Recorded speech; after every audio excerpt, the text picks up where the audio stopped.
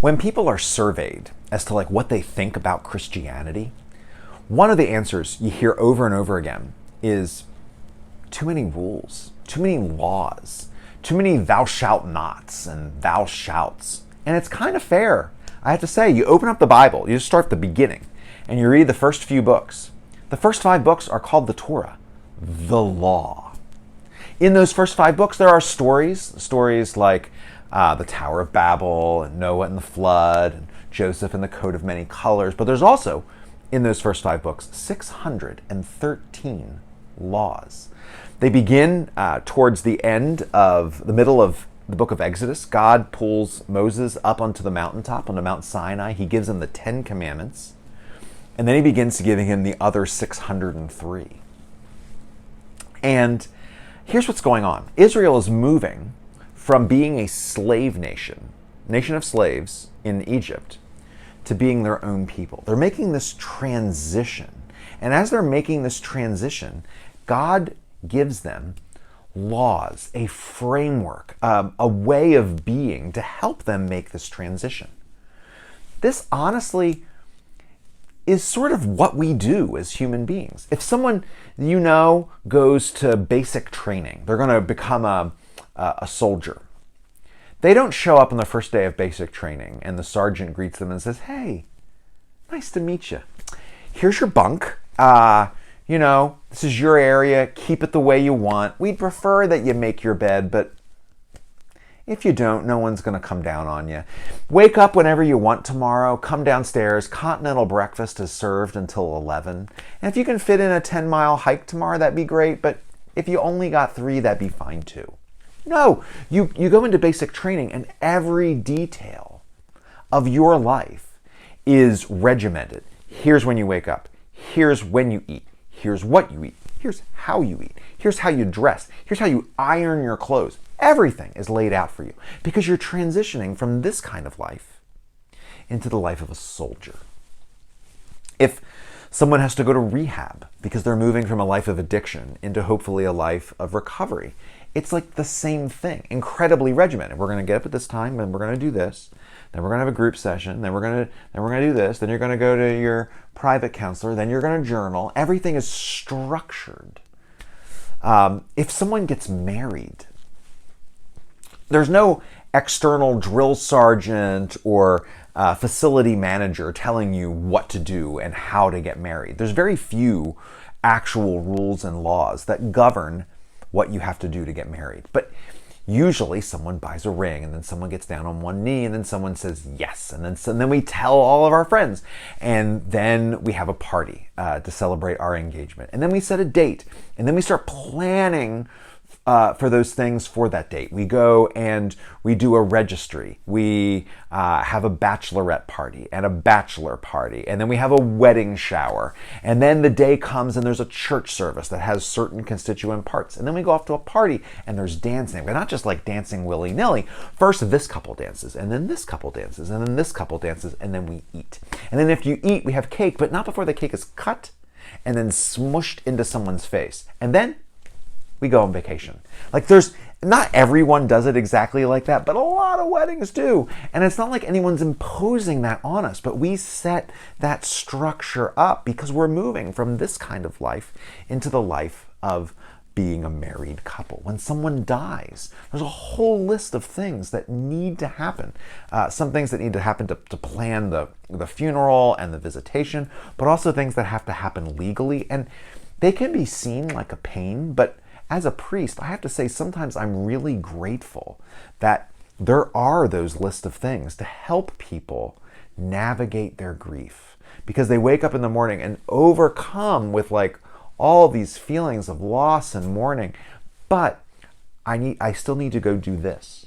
I still need to go do this. I still need to go do this. It's like something to grab onto, something to hold onto while we're navigating all this emotional turbulence. We are creatures who do not like chaos or change. And the thing is, life is full of chaos and change. And to help us through those times of chaos and change, we need something to be moored to. We need something to hold on to. We need structure. If you wake up tomorrow or tonight and you say to yourself, my life is out of control, like I gotta get my life under control. What are you gonna do? You're gonna set up structure. You're gonna say, okay, tomorrow I'm gonna get up early in the morning. I'm gonna have a healthy breakfast. I'm not going to eat Cocoa Puffs. I'm going to have granola. And then I'm going to go to the gym. I haven't been to the gym for 6 months, so I'm going to the gym. And then I'm going to meditate. And then I'm going to get into work early. And for lunch, I'm going to have a salad. And I'm going to call my therapist. When our life is out of control, when things are moving, when things are changing, when things need to move and change, we need structure. We need a framework. We need something to hold on to help us make that shift from one way of living into another way of living. And God knows this. God made us. God knows that this is in our operating system. And so when Israel is moving from being a nation of slaves into their own nation that is free, God gives them a framework. Here's what you're going to do. Here's how you're going to do. Here's how you're going to get dressed. Here's what you're going to eat. Here's how you're going to treat each other. Here's how you're going to farm your land, because they needed it.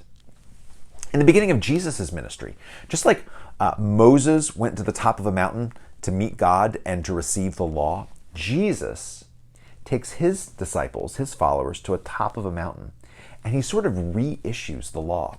It's what we call the Sermon on the Mount. And in that Sermon on the Mount, he reminds us what some of those laws were, and he offers further commentary on them. He'll say, do not murder, which is a good law. I mean, it's also kind of basic, right? Like, it's kind of a low bar. How'd your day go today? I didn't kill anybody. And that's good. Awesome. No one's taking that away from you. But perhaps we could also, Jesus says, not have anger in our hearts. Perhaps we could live seeking reconciliation. Not just, we're not going to murder people, but we're going to seek to reconcile with them. And we're not going to let hatred fester. He says, in one place, he'll say, do not steal, which is good. Like, how'd your day go today? Well, I didn't abscond with anything that wasn't mine. Good. But then Jesus will add, how about we also not covet what our neighbor has? How about we not spend our day obsessing over what we don't have and what our neighbor does?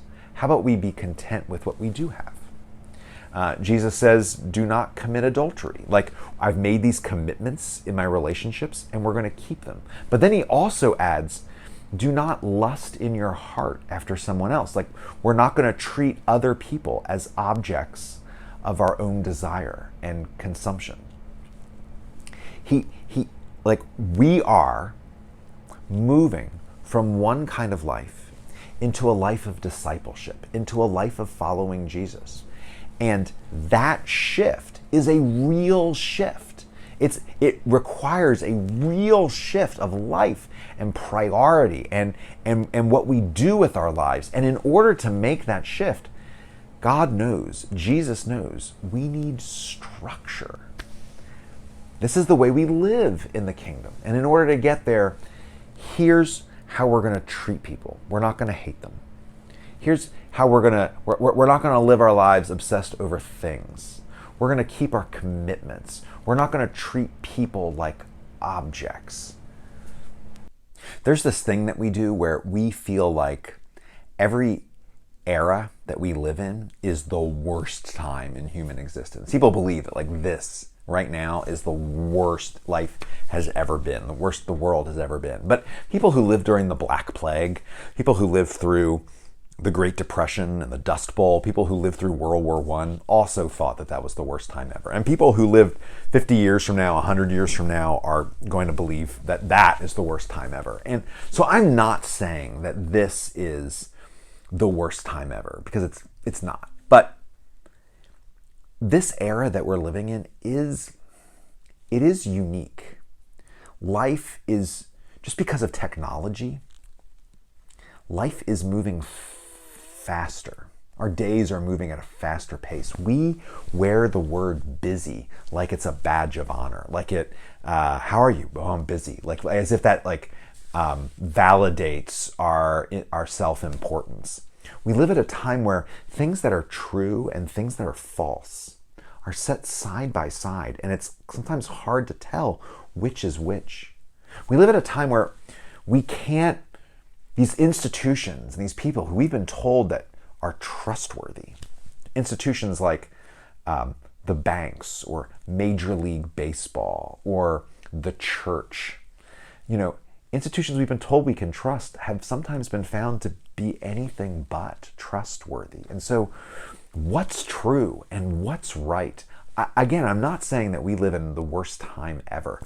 I'm just saying that if there is ever a time that we as a people have needed something to hold on to, it's kind of now. If there's ever a time that we needed something to moor ourselves to, it's now. I kind of feel like as a people, we are hungry for the truth. We're hungry for what's right. And God knows this because God made us. And there are things that are true. Things that when you hear them, it's not like you have to be convinced they're true. It's almost like you're reminded that they're true. Like, oh yeah, that's right. Like, because they've always been true. And they always will be true. Things like living a life of love is better than a life of anger and hatred. Like focusing on what you have instead of focusing on what you don't have is a better way of living. Treating our relationships like they matter and treating people like they matter is better than not. Like no matter how deep the despair and the darkness, we only need to cast a little light. That no matter how deep the hatred seems to be, we only need to show forth a little bit of love. Like there is more to life than what we see. There's more to life than waking up and going to bed and paying taxes. That there's this being who is larger than us and bigger than us, who always has been and who always will be, and who loves you. Hold on to that. And tell your friends to hold on to that.